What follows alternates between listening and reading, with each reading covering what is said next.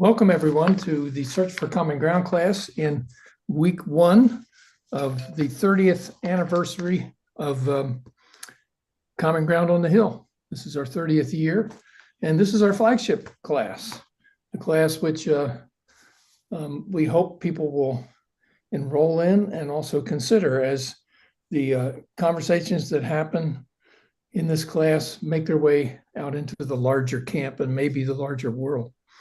I read this every day in the hopes that it may sink in even to my brain, but we know that this is live streamed and then on YouTube that there will be people coming into this later on. So we want to make sure that everyone understands the class. So the search for common ground. In this, our flagship class, we draw from our experience as artists and human beings to have a dialogue arising from our life together here in community and in the larger society. In an atmosphere of trust and safety and inspired by song, images, and story, we will listen to and learn from the voices of our sisters and brothers from communities represented in our circle. I'm sorry, it's small print. We gather at Common Ground on the Hill in our 30th summer. And put your seatbelts on. In the midst of a world stricken by climate disasters, while trying to emerge from a 4-year pandemic, financial and ecological crises, wars, never-ending nuclear threats, racial crises, the continued unveiling of systemic abuse, issues of immigration and survival, the omnipresent threat of terror, both foreign and domestic, and counterproductive divisive politics. Yet we also find ourselves at a time of potential for great needed change. We shall discuss and consider what we are doing as artists and individuals in bringing about the changes and to create the communities that we desire. That's what we try to do here in the Search for Common Ground. That's a big list.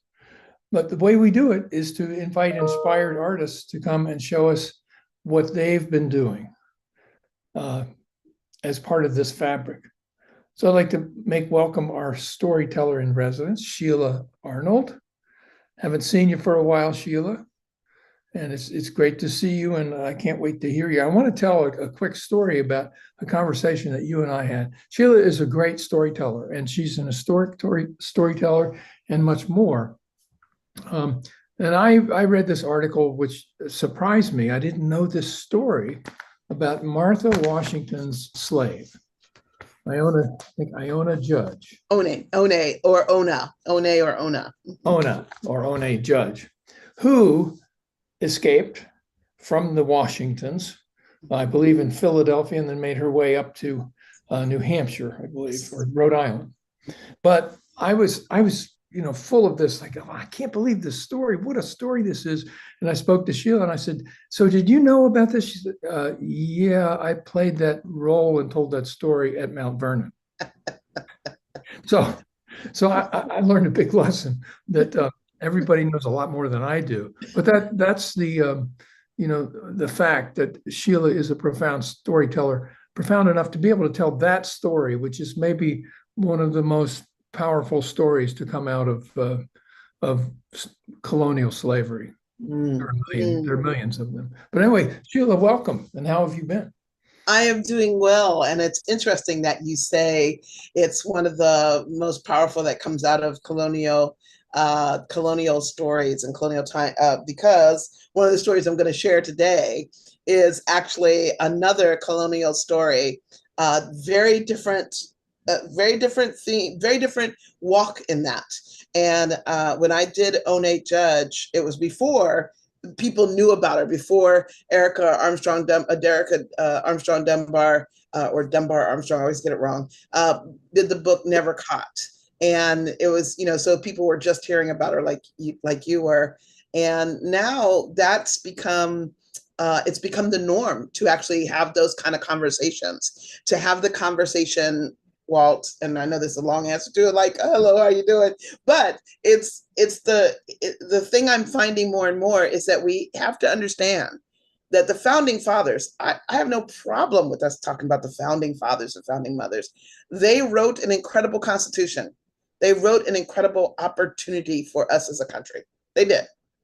And they made it a living document so it could move and move. But in order to have the time, is what they were called leisure in their day, the leisure and the money to be able to make and write that document and spend time away and still be taken care of in every way. In order to do that, they had to have enslaved people. That is how it worked in our country.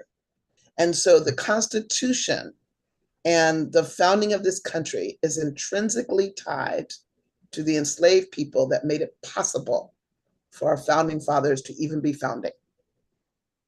And I think that's a powerful statement I'm learning to understand and grapple with more and more. Yeah, I think about it. I think about it all the time. Trying to go back in time and to imagine what all that was like, and there was 2 centuries of slavery before we got to the Declaration of Independence and forming this new nation.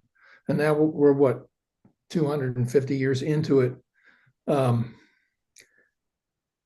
Things had to be everything was different back then. And what was taken for granted, obviously, was that we were a slave country. Mm-hmm. It was taken for granted. But it was taken for granted by those who were in positions to take it for granted and such. So I don't know what you have planned next, but might I tell a story that might lead us down that road? Please. All right. I'm going to have to ask the audience for just a moment to suspend disbelief and walk with me back into the 18th century.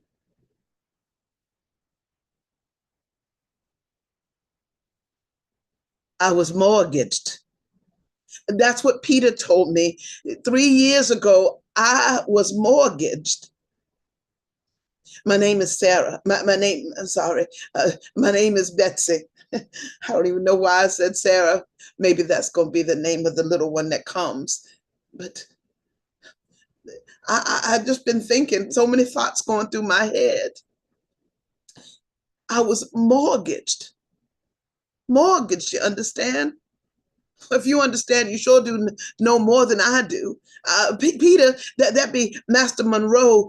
Master Monroe, he's one of the folk, president and such. And in 1825, 3 years ago, he mortgaged me and my family. And Peter say that means when Master Monroe don't have enough money in the bank, when he don't have enough money in the bank, that he give the bank me and my family and say they be yours to hold on to till Master get more money. And he said he just kept saying that we was mortgaged like a piece of land. And now Master Monroe, he hard pressed for money, they say. He may be hard pressed for money, but we's the one that be hard pressed. We's the one that be pressed down like they have them grapes up there and trying to make that wine. We's the one that be stepped down until we come out our skin, it feel like. We be's the one. I've been here at this Highland plantation that Monroe call it now. I've been here since I was 8 years old. My mama, she died when I was 2. And they bring me up here from Monroe Hill when I was 8. I didn't have my sisters come with me or nobody. I didn't know folk. But Nancy and Solomon, Hannah and her children, they all took me in and they all cared for me. And so it was like family. I can remember the first time I come up here to Highland. I can remember when I come and first thing I remember seeing is that old oak tree, that tall oak tree right by the house. I looked at that tree and I was 8 years old, you understand? But I see that tree and I think that'd be a steady tree, a solid tree.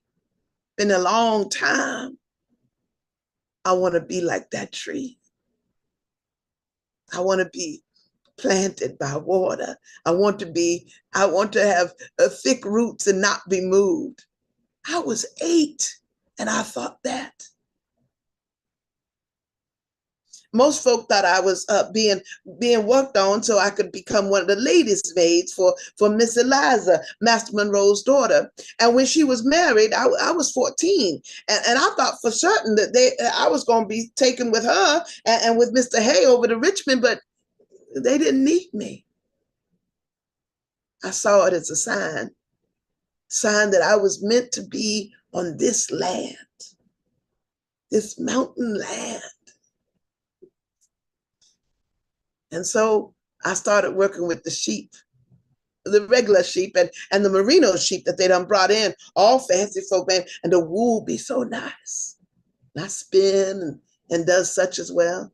But also works on the land when needed. We grows the grains and we has the orchids, apple and peaches, and of course we grow tobacco here. And then we cut down lots of timber. And we all helps this land. We all helps. We ain't had many people when I was early on here. And it wasn't until Master Monroe's uncle died that some folks was brought over, some more folks, including my Toby, that be my husband. He's 5 years older than I, and it took a little while for us to come together, but we did. And although he was longing for folk that he had left behind, he found his home here. And we find our home together. Now we have our children. There'll be Gus and Garrett and Sally and and oh Lord, Sally and Jim. That's right. Oh, and all us gonna be sold down and away. Short enough right here, probably the next week or so. We already been purchased by Master White in Florida. He come and see us last month and look us over like we sheep. And he tell us about where we going, place called Casa Bianca. He said that be Italian. He said, we'll work hard there, but he be fair. How I know who he really gonna be? I gets to go with my children, and Master and Overseer Moon say I should be fortunate and blessed and have gratitude for such a thing. But why? Why? I don't know what's going to happen down there to me, to my own. And plus, this be my land.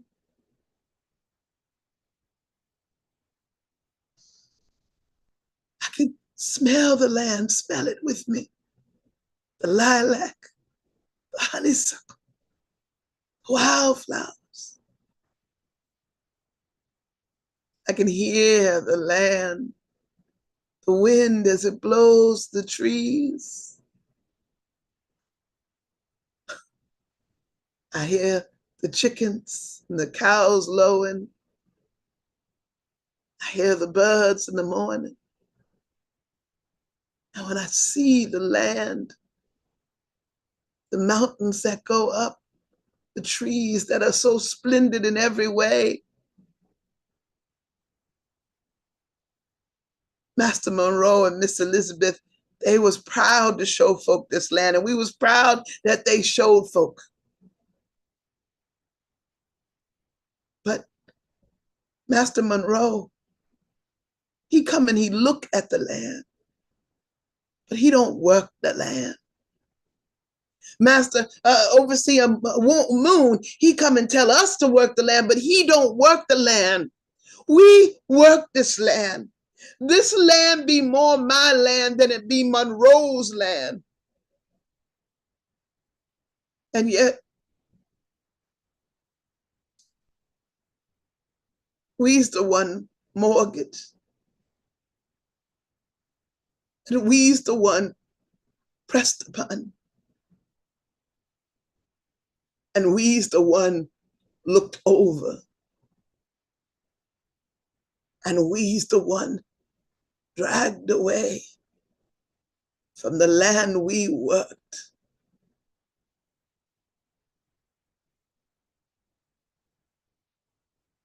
I don't know what be down there in the wilderness of Florida in this 18 and 28. But maybe they got oak trees there. And maybe we find a way where we get a piece of land and we can stay. Like a tree planted by the water, I shall not be moved. Oh, I shall not be moved.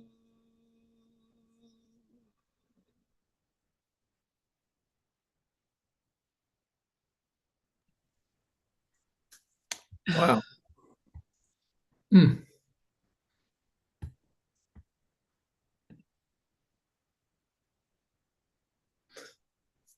Now that story is one that I just recently performed. It was a little bit longer. I had to reduce it for us, but it comes from it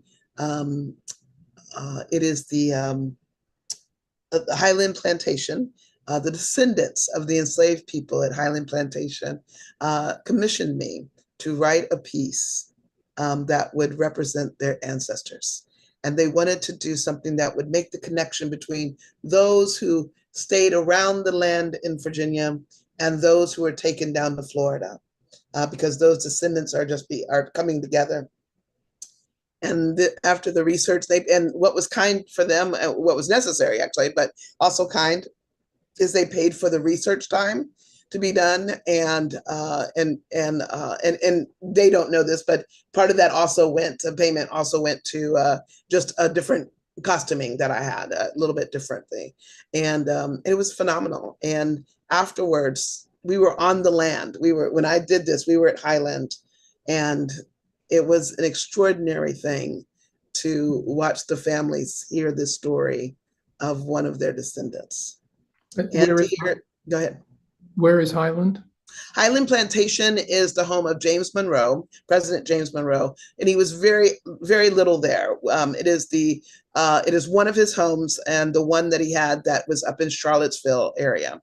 So he was very good friends with Thomas Jefferson and James Madison, and so they were in the mountain areas of Charlottesville, Virginia, all three of them.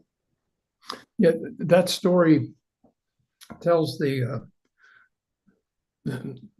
just the awful story of that slaves had been, the large plantations had not yet happened, and once that started happening with cotton, they transplanted all these people who had 150, 200 years of history, and they were cobblers, and they were wagon makers, and etc. They had trades. Of course, it was still slavery, but there was identity and community. And then at that point in time, which I believe was around 1800, you would know far better than I, there was this massive migration and selling of people to go down to these inhumane plantations. Yeah, it was definitively during that time period, the 1800s, 1820s, and 30s, and this movement from the tobacco southeast to the the cotton and sugarcane of the South, the deeper South.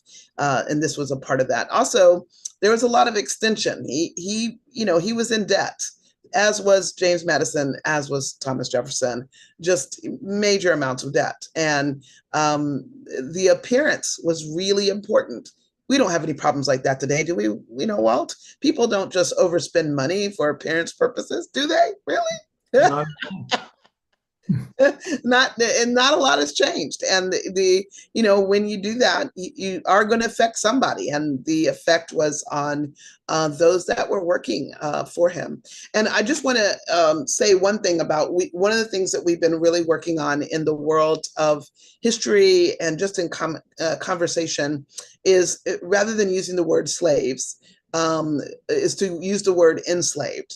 Because people weren't born to be slaves. That wasn't their initial purpose God had made them to be born with. They were made into slaves. They were enslaved. They were put into slavery. And so there's been a great move to use the wording of enslaved. And sometimes I'll see, if I'm talking, depending on who I'm talking to, I'll say the people called slaves, as a reminder that they were the people that were forced into a position that they never asked for. Right. I shall change my my wording. I know you will. And that is one of the joys of being at Common Ground, is that we can say to each other, this is a better way. And I have yet to meet somebody at Common Ground that says, well, I'm just not going to do that. People have a conversation, even if they don't necessarily agree, they have a conversation about it. And that has happened. I mean, we certainly have seen it with veterans and those who are artists and those who are the hippie. I shouldn't say hippie peacekeepers, but we've seen that in Common Ground, where we find that place, and instead of having arguments, we find a way to have a conversation. So yeah. And that flows from one of the tenets of nonviolence, which is everyone owns a piece of the truth. Absolutely. And if you can believe that and enter into communication with someone with that in your mind, that this person that I'm talking to and who I might be enraged with has some truth in there, and let me find that. And from there, if we discover each other's truths, then we can maybe move forward. Yes. Maybe. And really take some time to look at look at what their worldview might be. And, instead of saying, oh, their worldview is wrong just because they have it, and their worldview might be different. And it takes some time to kind of see through other people's eyes what they may see. Takes great conversations. Yeah. So, and then one of the reasons that I do stories like this, and this is certainly not the only kind of story I do, but I've been being asked, lately more and more to do more, being commissioned to do more historical research and then turn it into various types of programming. And social justice is something that that is big for me, and history is huge for me. And what I'm finding is that the more that I can connect historical pieces, history to art pieces that then can be used in the community as a way of a jumping off place of conversation. And that's what I've been doing a lot more of. Has been kind of a goal to get to, and it is becoming more and more fruition in areas. I was recently asked or last year, I was asked to come or was it the year before? I don't remember. It's been a long time. I think 2 years ago, that I was asked by Oak Ridge, Tennessee, to come there and talk about the first desegregation process that happened in the Southeast that is never talked about, and that's in Oak Ridge, Tennessee, and the Scarborough 85. And there had been people wanting to have this conversation talked about and put out there more and more. And a man, Charles, suggested that maybe bring me in. He had to see me do another program about desegregation. And that's different than integration. So just so you know, when I say desegregation means you basically are telling, not basically, how we defined it in this country was you close down the school that you didn't didn't think was the better school, and you moved all those students to one school. And that meant that you closed down usually the Black school, and then all the students went to the white school. And that was considered a gift, and we should be honored and grateful. But that means that everything, all the traditions, the teachers, the people that cared about you, that believed in you, you lost all of that in the process of desegregation. Integration would have been, we're going to take some students from the white school and put them in the Black school, some students from the Black school and put them in the white school, and lift up all the schools. And that was very rare to happen, particularly, and not just in the South. It was very rare to happen up north in places too. So, but I was invited by Oak Ridge to come and speak, and to tell this story, to create the story. And again, they paid for the historical time, the research time, and I went and visited. I got to interview people that are still alive today, and got to talk to, got to talk to a man, 90 something years old, LC. And he wasn't talking to a whole lot of people up to that point. I'd already been informed that he probably wasn't going to talk to me either. Like, okay. But a friend, Charles, said, but he'd like to have, we could invite him to eat. I said, okay, let's eat. So we got together and we ate, and we just talked, chatted about the world and this life and, family and da. And finally he said, so when are you going to interview me? I'm like, oh, well, okay, let's do that. And so I started to ask him, and I watched. And he said to me something I just won't ever forget. He says, I was 14 years old when I helped to desegregate Oak Ridge High School. That happened 10 days after the body of Emmett Till had just been found.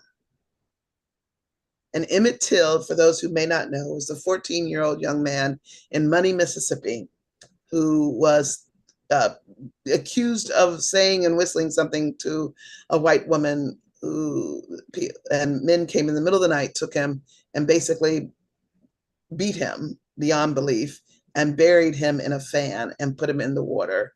And no one knew where he was. And his body came up. It was unrecognizable. And this man's family, LC's family, was from Mississippi.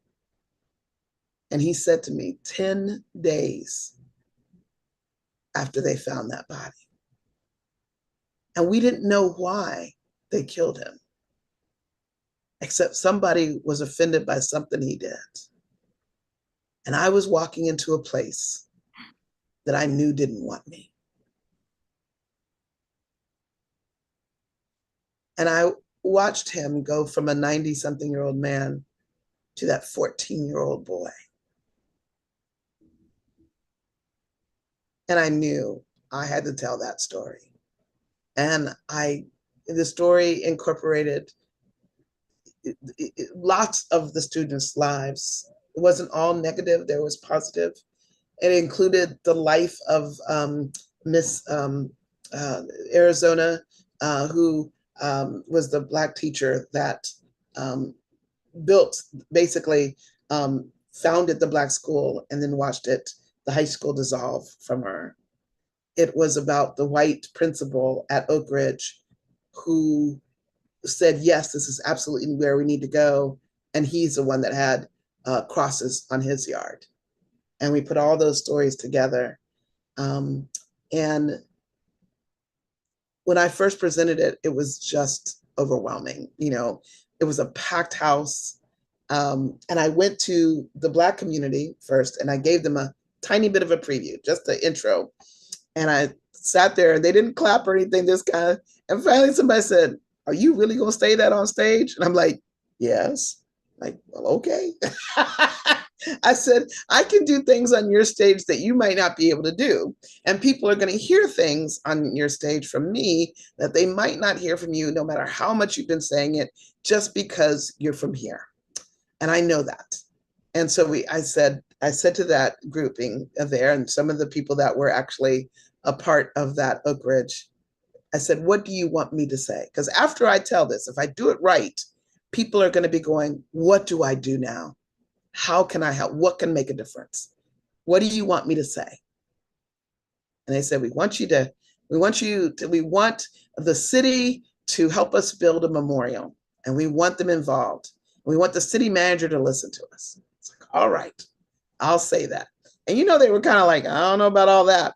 But on that day, I got to do the program and I got a standing ovation. I said, all right, now sit down. I know you're excited, but now some of you are asking, what can you do? And all these heads in the audience are just nodding. Yes, what do we do? What do we do? And I said, and I've heard that the city manager is sitting in front of me. And he literally was. He was like 6 rows back, center of the auditorium. And I want to let you know that we need to have a memorial to them, and you need to find a way to make the city happen. Make it happen. And then all of us need, and it was just after he resigned as mayor, he is now the lead in helping the Scarborough 85 memorial happen and raising the money for it.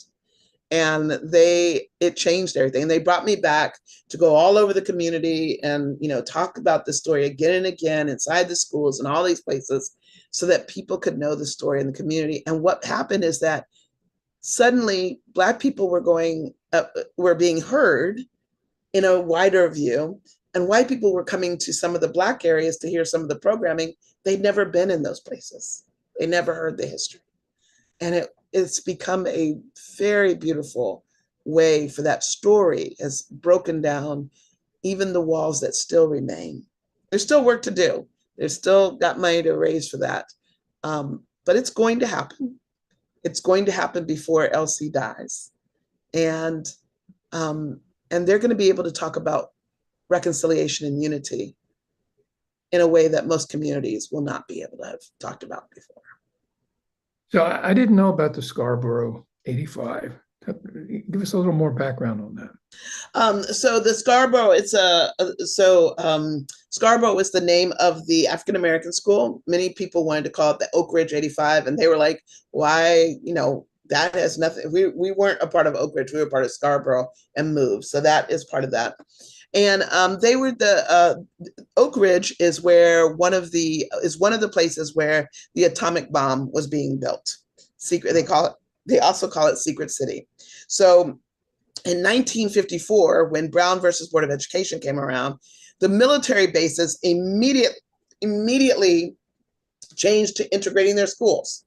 Lots of huge problems on the bases, but in the southern towns and everything else. But absolutely, you could not send, if there was going to be any military involvement in a school, it had to be an integrated school. And Oak Ridge was still under the still a part of the government under the energy department. So it had to abide by those same rules. And so it was required that there be desegregation. And unfortunately, that desegregation meant shutting down Scarborough. And that happened in okay, you're gonna get me lying here, 1965. And it was 2 years before Clinton, Tennessee, where there was a bombing at the school. It was 2 years before that one. And the reason most people don't know about this nonviolent desegregation that happened is because the violence became much more of a common thing. And that became the narrative that people chose to use. Wow. It's, the movement, there's no end to what you can learn. There's so much going on. Right now I'm reading King, A Life, which is the latest biography of Martin Luther King. Okay. And our beloved Ira Zepp is actually, there are 3 references to his work in that book. But it's fascinating. And if you haven't read it yet, you'll get some stories out of it. One of them is the story of Martin Luther King's Jr.'s grandmother, and what a strong person she was. And of course, her son was Martin's father. And there's an incident where she sends him to get water or something, and he walks by as a young boy. This is Martin Luther King's father, walks by these men who all of a sudden commandeer him and give him a really, really hard time. And, they make him fetch water and just all the usual. So he goes back and tells his mother, and she went and rang these guys a bell. But the point of this is that she was the real prime mover in that family. There's probably a lot more about her that I don't know. But anyway, the book is great. It's called King, A Life, and I'm only halfway through it now. It reveals a lot about how many things were going on and in so many places. Yeah. Well, I have babbled on, although I do enjoy talking about, I do believe that history and the telling of historical stories and the telling of stories in general, but historical stories, I think, are so important right now, particularly because we're having people fight to not tell the history. And I have to keep reminding just telling people, we're not changing history. It's just that for the first time, we really are we're more inclusive in history. And when you're more inclusive, it means you hear stories that are different and from a different point of view. And you're going to hear additional stories. Doesn't mean they're wrong stories. It means that they're different stories. And that's a great thing for a country, I believe. But it's really becoming more and more important that we tell historical stories.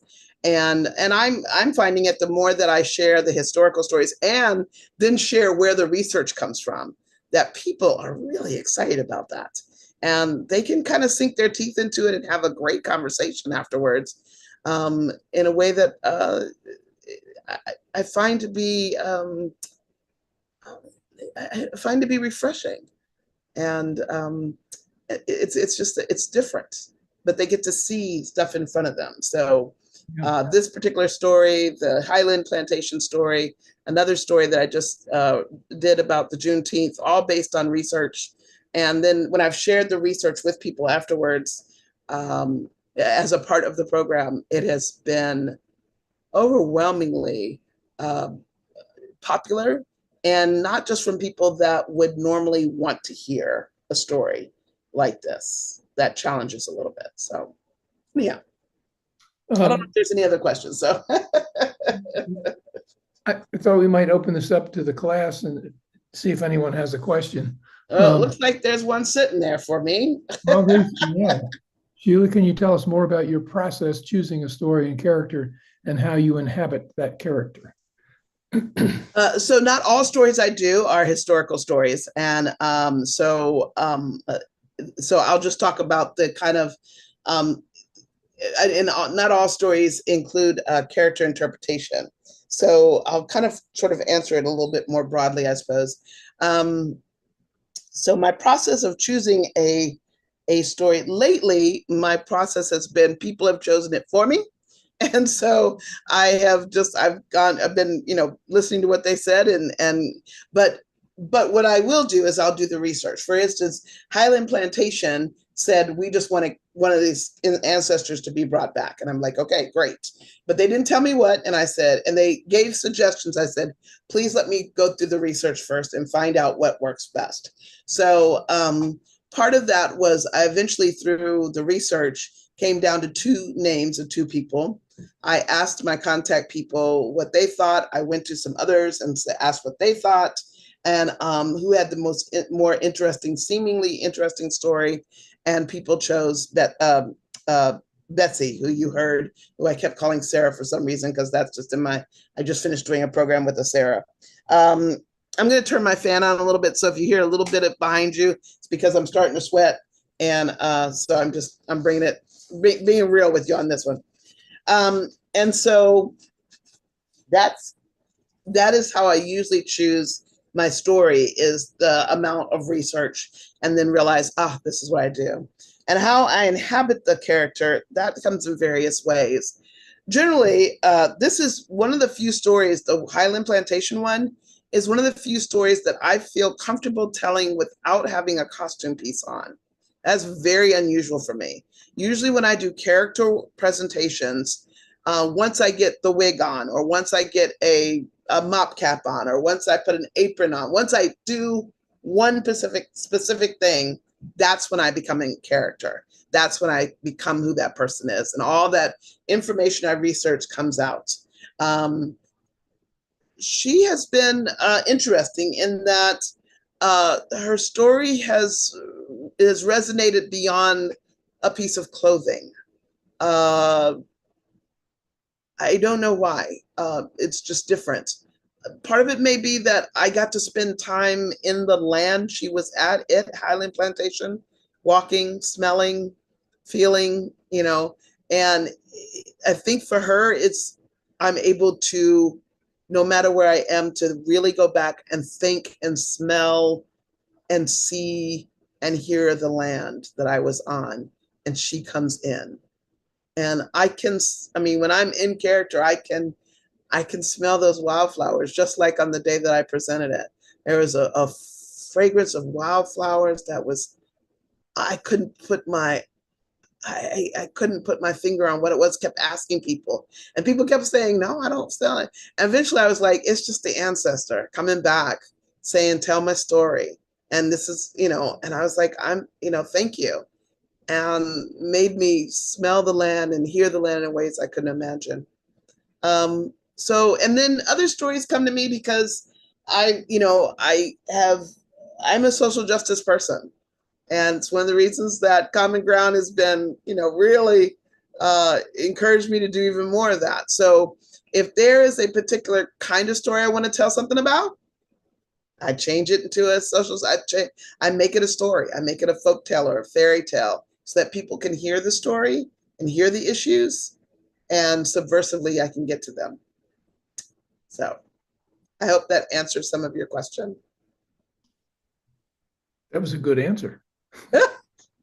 So anyone else have any questions?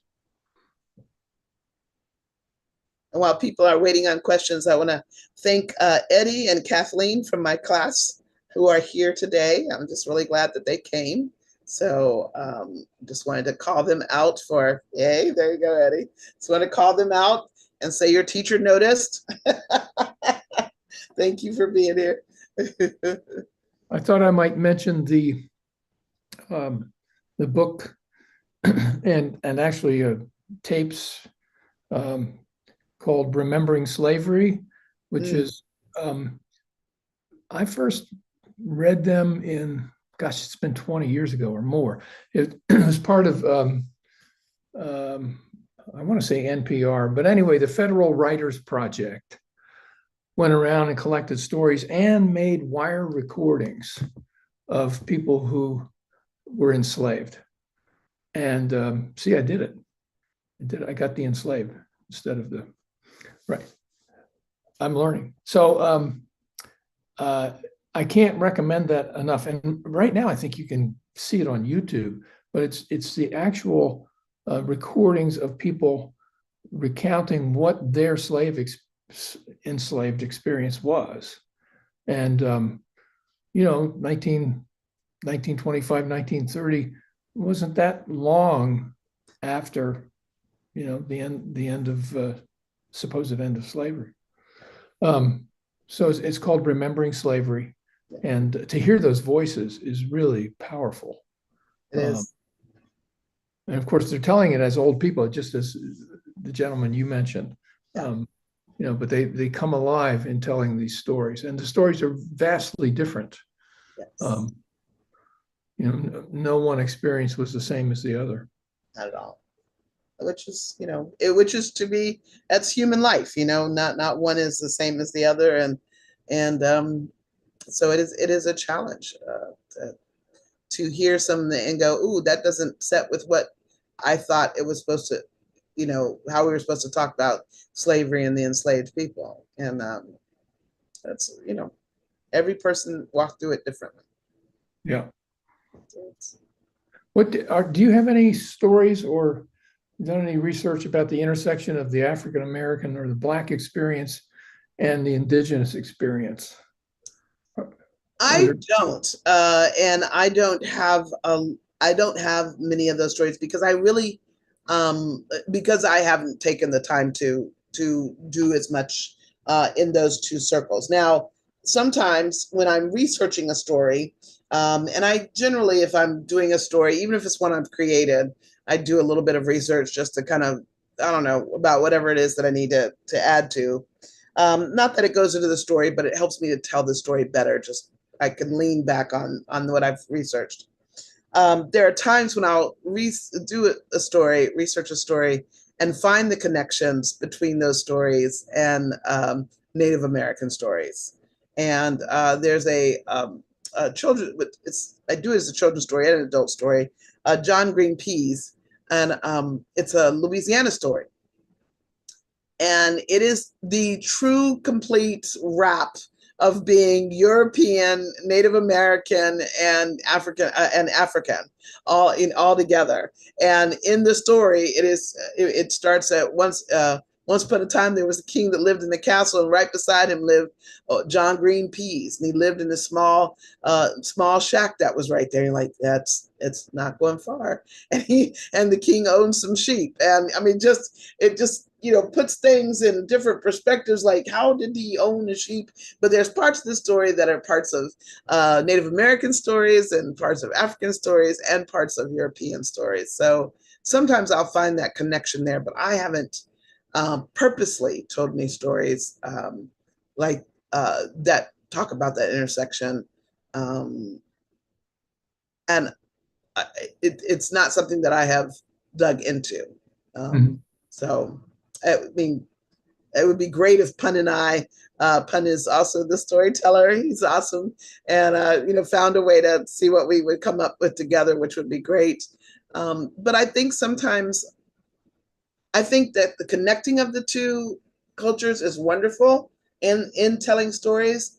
But I also think it's really important to hear the voice of the individual cultures as well. And because people too often conflate them and make them the same. And we need to hear the Native American story, the American Indian story, as a standalone a lot more often. Right. This next week we have a full what's the word I'm looking for? A full curriculum of Native American indigenous peoples from around here, and what their stories are, what they're doing now, what that looks like now, because they've existed in the shadows. Exactly. Yeah. And I think that African Americans have we've benefited from being able to have a month that is African American History Month. We've benefited from being able to, I mean, we still have a long way to go. I'm not saying that but there are definitely other stories that need to be spoken of and brought forward and not conflated together until they're heard enough, if that makes sense to anybody. Yeah. I just think we need to hear those stories, and until it becomes, until it becomes normal and regular for us to hear other people's stories and recognize their individuality, and then be able to work on their intersection. Yeah. If that makes sense. So well, everybody's kind of quiet in the world out there. I'm worried about that. I teach a class on folk music and folk traditions, and the first thing I do is talk about the length of the human existence. How long have we been on the planet? Some students will say 6,000 years, and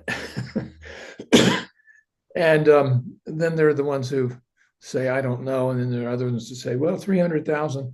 But the point of all this is that before the written language, stories were what was happening. That's how history was recorded. That's what people did in the evenings. They sat in circles and told stories and made music and made art in the daytime. But stories and listening to stories is part of our DNA. And I dare say that the things that you said in that recent gathering where you got a standing ovation, had it not been storyline, it would have been far more difficult to get that message across.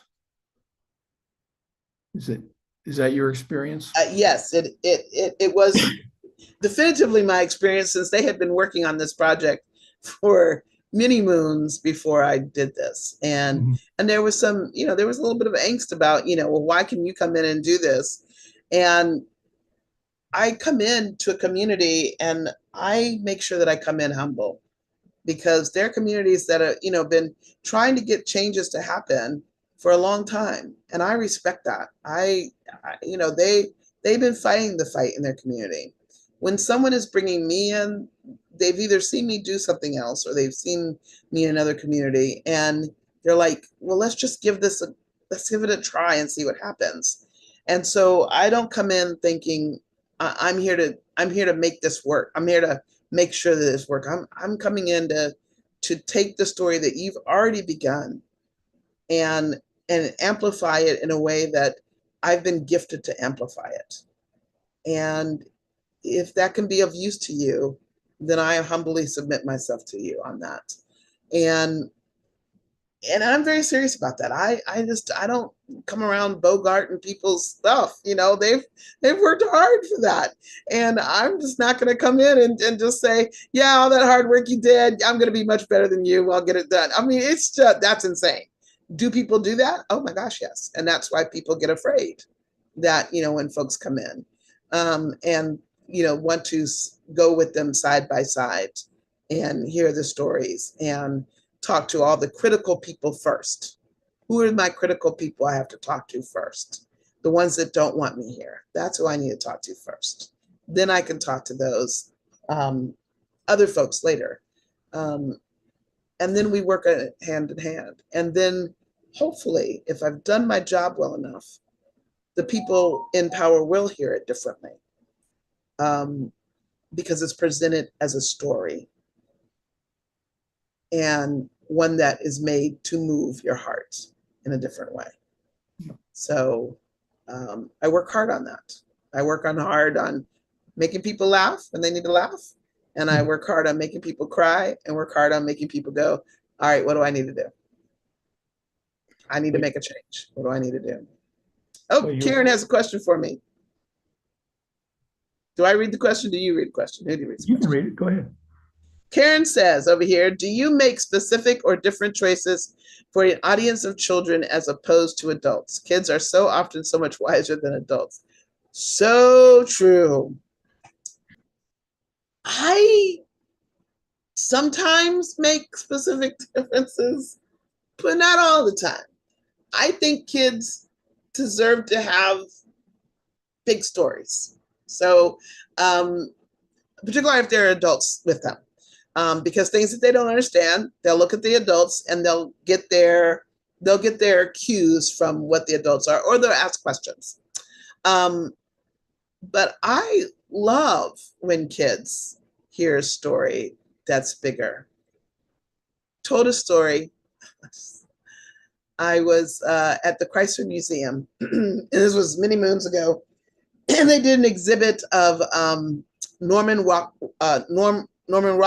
Is that his name? Okay. Norman Rockwell. And it was his pictures. And then it was like all the covers of Santa Claus, like the covers and covers. It was amazing, So I was in the room that had all the covers of Santa Claus up there. So I mean, it was very difficult to get through a program with all the kids looking at Santa Claus. And I made it into the part of the program. But part of it is that I got all the kids up and the adults with them, and we took a walk to go see a picture. And we saw a picture of a little girl. And the picture was Ruby Bridges. And it's of Ruby Bridges walking. And you see the legs and arms and the patch that says Marshalls surrounding her, and she in the middle, obviously young and little. And we go up to see that picture. So I wanted the kids to see this picture.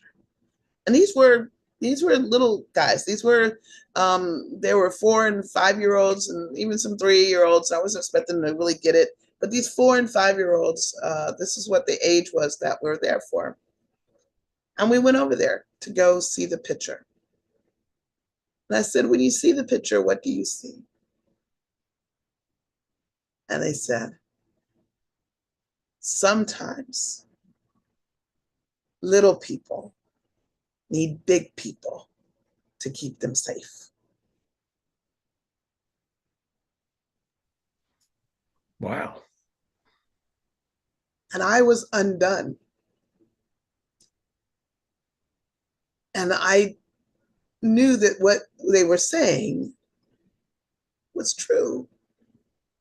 And it was so hard for me because I knew also the rest of the story, that she shouldn't have had to have been protected by big people from other big people.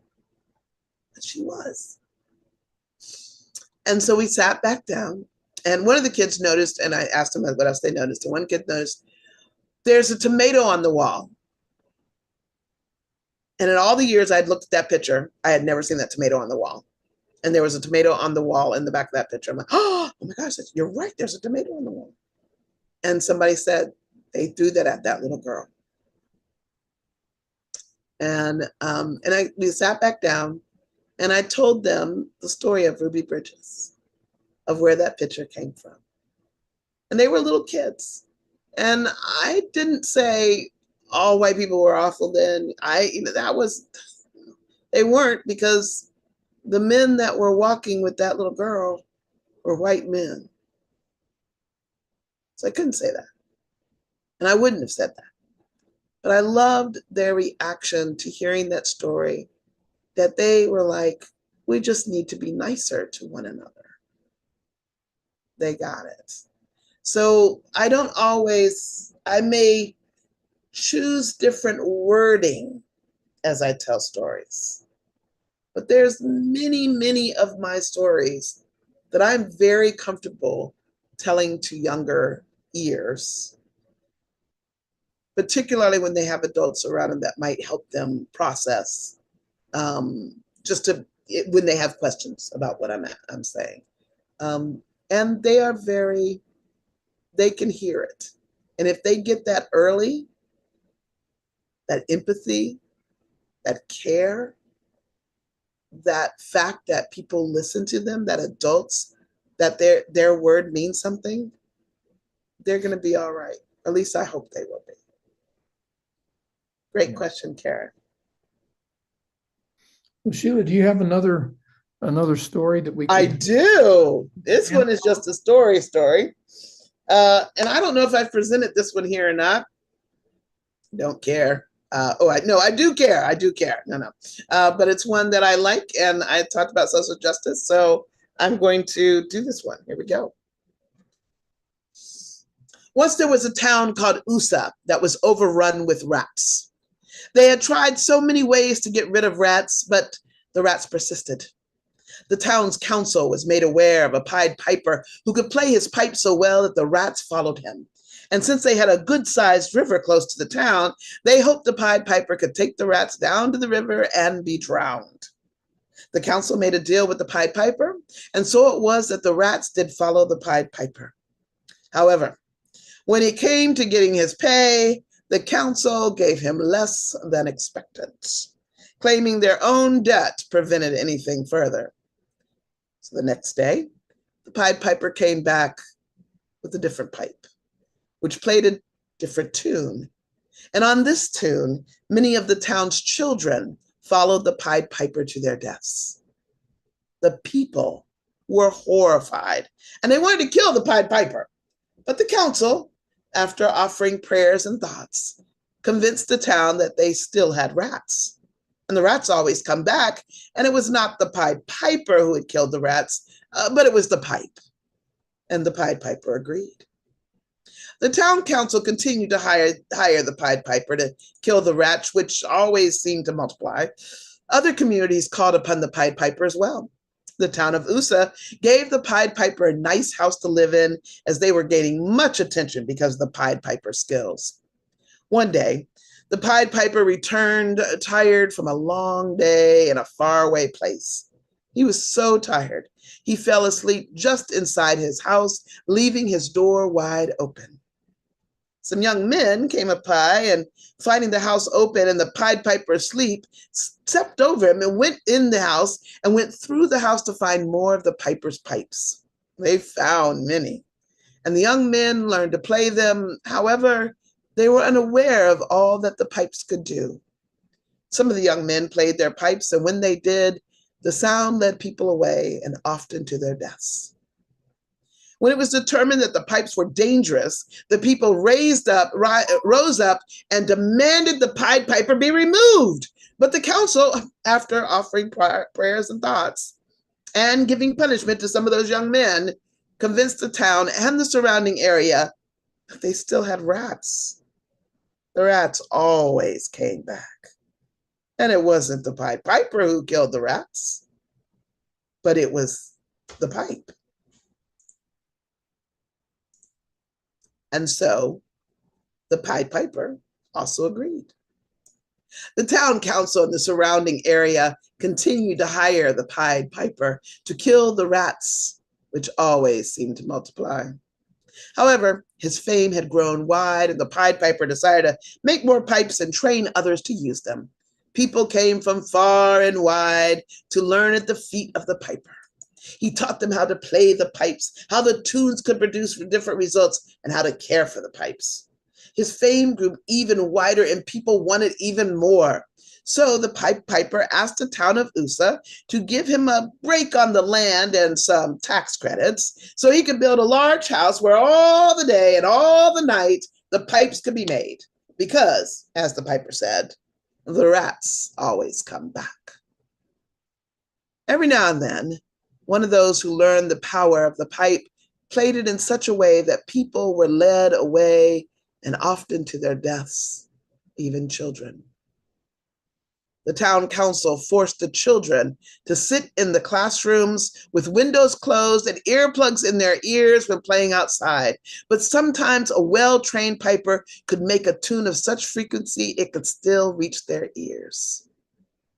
Soon, the town and the surrounding areas and the far reaches where the pipe had been taken began to create places where pipes were not allowed.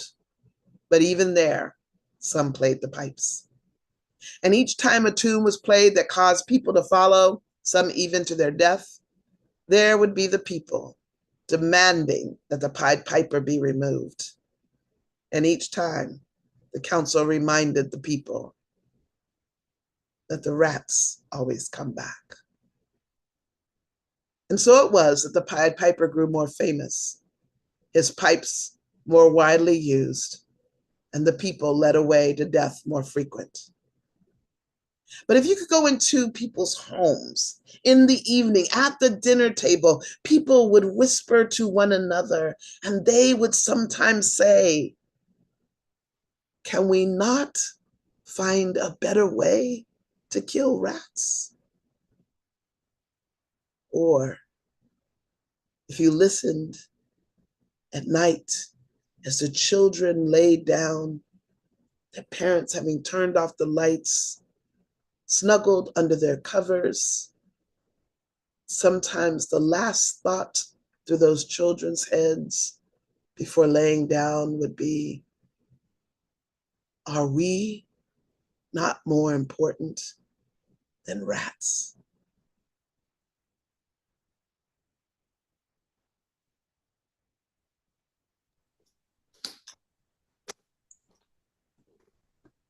Wow.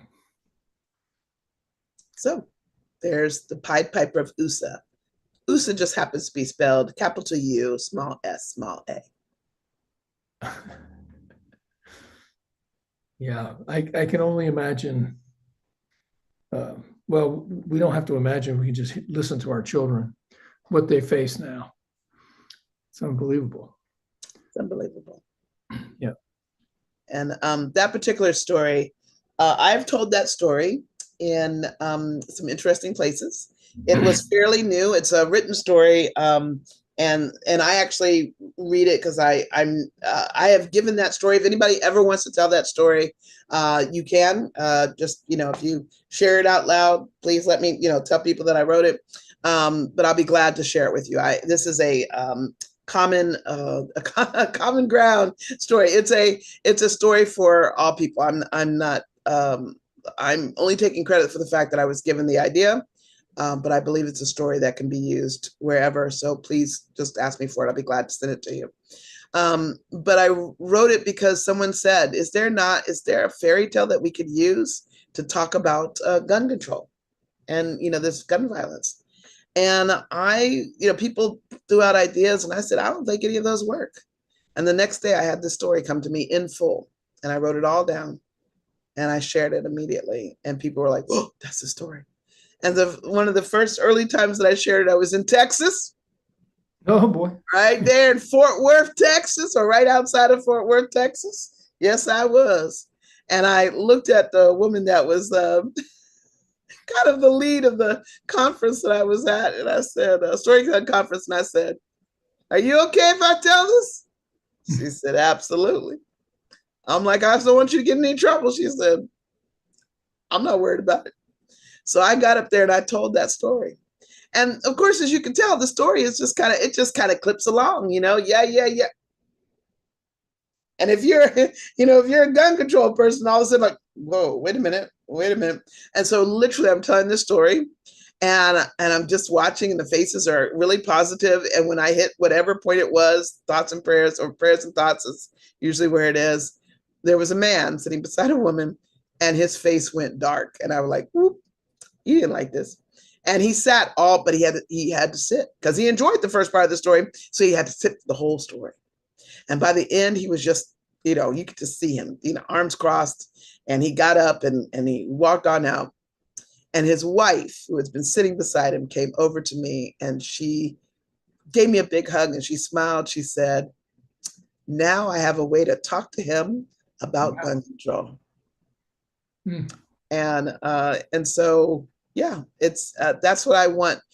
Sometimes I'm subversive and stories can be very subversive. Yeah. And that's like librarians. Librarians are the most subversive people I know. Honor your librarians in every way. Keep your libraries open. And the reason I say that about librarians, because who else in the world can have banned books banned from their library, and then decide to have a banned book week where they have to then highlight all the banned books that are available? Who else would do that? Only librarians can get away with that. Well, since like Pete Seeger said, they were, when he went up before HUAC, they kept asking him all these questions about, are you a communist, blah, blah. And he said, no, but I could sing you a song. Just let me sing you a song. And, songs, remember there's an organization here in town that looks into social justice issues, and there's a dinner every year, and they usually ask me to come and sing. And one year, there were a number of people there who were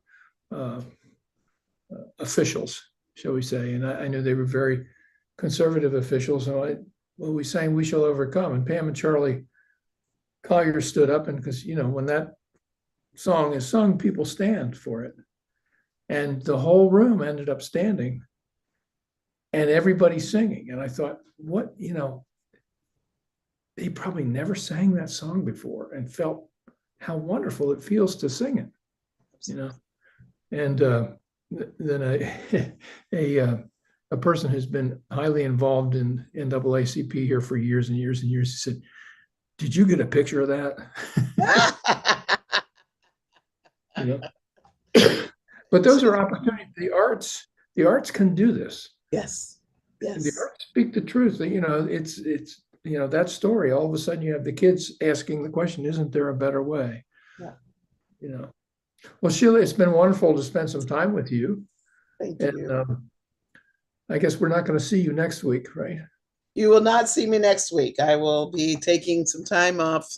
Probably I will be on grandma duty again. Well, we're trying to channel you, but Oh, thank you. that, excuse me, you still live in the DC area, right? No, I actually live in Hampton, Virginia.